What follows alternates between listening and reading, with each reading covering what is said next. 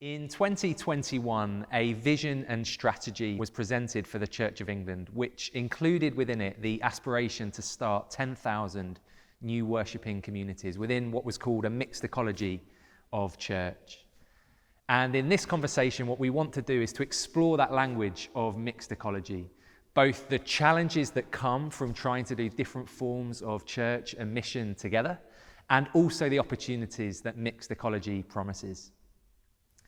So, hi everybody, my name is Will Folger and I'm Director of the Centre for Church Planting, Theology and Research based at Cranmer Hall in Durham. And for the last 18 months we've been doing some research within the Church of England, exploring new forms of church and how they relate to inherited or older forms of church. So this language of mixed ecology is very live for us, exploring what does it mean to have new churches and old churches and more fluid forms of mission and church alongside more rooted and established forms of mission and church. And really the question we're asking is, how do we do that well as one church? And so I'm really excited for this conversation today because within the conversation we've got some of those different expressions of church represented in this conversation. So I'd love to hear from you. Why don't you introduce yourselves and a little bit about your context? I'm Father Matthew Cashmore and I'm a parish priest in West London in Hayes, a very traditional, very run-of-the-mill parish in many ways, but also an incredibly exciting place.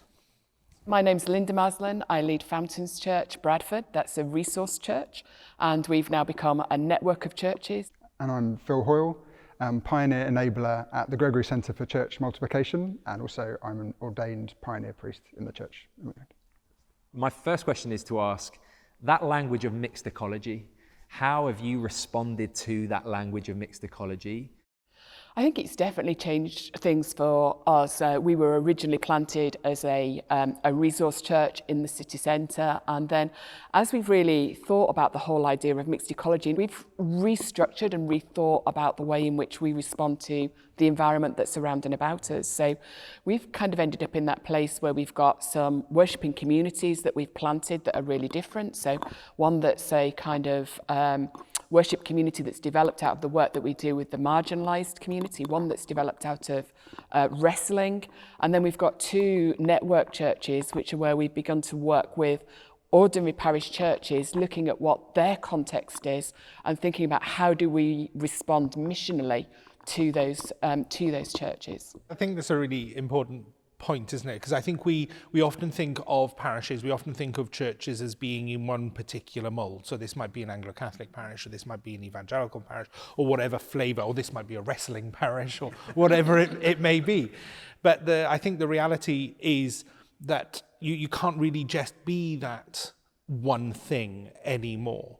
And it is mixed ecology, I think, is giving us language to be able to open up from that constraint and saying, okay, well, we are a parish that is Anglo-Catholic, and we use tools that we learn from evangelicals to be able to run Alpha or to bring people to Jesus, which is ultimately what it's all about. That's great. No, I would agree with that. I think as a pioneer, what the mixed ecology does for me, as Father Matthew said, is about each parish being able to have a plethora of things going on, not just one thing. Like a wrestling church sounds just the kind of thing that I would like to encourage people to get involved with. And I just think it's a real healthy place to be for the church to be able to do different things in the same location. I grew up in the Salvation Army and part of a mission team that was part of that Salvation Army, and so reaching new people with the gospel. And so this overwhelming thought that I have in my head is that the 92% of people that aren't currently engaged in church in the UK, in England, is just is a focus for me, really. I love the parish idea that there's a church in every place, but when we look at if there's a church for every person, if we looked at the statistics of who are engaging with church, that's not there yet. And so for me, churches developing different kinds of expressions of worshipping community helps engage that huge number of people that aren't engaging with church at all. Yeah, I'd agree with that. I mean, the people who come, for example, to our wrestling church come because they love wrestling, and to be honest, I quite often will look across the people who are there and think actually they would probably never cross the threshold or hear the gospel in any other kind of way. They're not the people who would ordinarily walk into any other kind of church environment. Similarly for, the people who are placed in our city centre, so the people who are perhaps struggling with homes, not homed or in low quality homes, need to be out on the street, want to be out on the street because that's where they feel most comfortable. They wouldn't walk over the threshold of, kind of a normal church kind of environment to hear the good news, but they will come in to receive food and then begin to build relationships.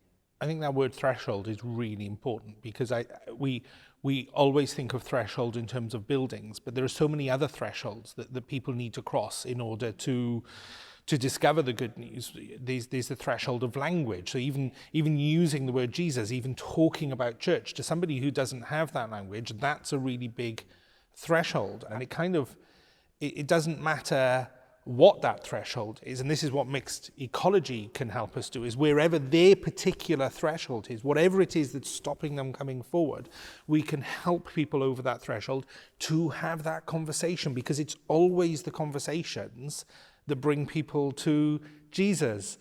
What are some of the questions that you're facing within your different contexts when you think about mixed ecology?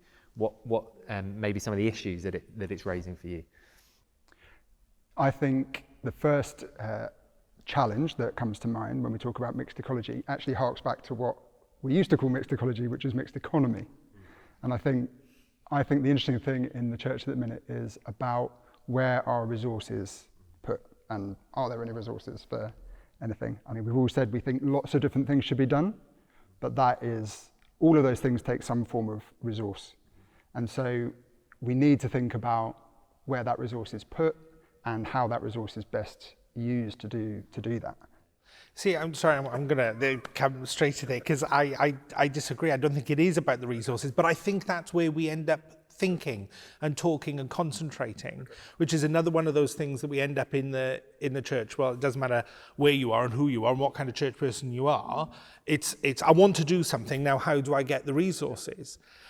And actually, we sometimes just have to go, this is a really good idea, let's start trying to do it and see whether or not the Holy Spirit is going to come behind us and provide the resources. And the problem is, every time you pull different parts of the church into something that might initially have been Spirit-given, constraints get put against it because we come from that bit of the church, or we're going to bring the money in from resource churching, which has to deliver this particular thing, or it's going to be a pioneer thing. So I think we have to move kind of outside of that, rediscovering that really early Christian power of just going out and starting things and trusting that the Holy Spirit will come in. In my old world, I would have called it failing fast. And mixed ecology should help us fail fast. And if something isn't going to work, then it needs to fail because it's not going to work, not because we didn't arrange the right meeting with the right archdeacon to arrange the license for this. I think that's so right. I mean, I'm in a position now where I'm leading a resource church, which does have resources. We've been given generously resources to build and to grow. But before I came to Bradford, I was working in Halifax and planted 2 churches there with no resources at all. So one, again, that just grew out of a food bank. And we saw nearly 180 people baptised in that church over the kind of 6-7 years that we were there. And we started with nothing.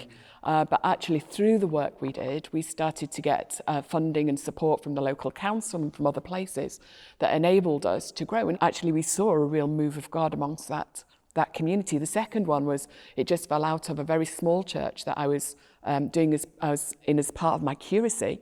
And we couldn't get people into church, but the school were lovely. And we built really strong relationships. And this goes back to what you were saying about, people connect with us through relationships, not through anything else. And in the school, we kind of moved from, I would go to do collective worship to me going to do a after-school club, which then turned into after-school church, which the kids came along to and the parents came along to. And the cost of that was very, very small, but actually, again, we saw God's blessing on it. So you're right, the money doesn't always mean that God's Spirit is there.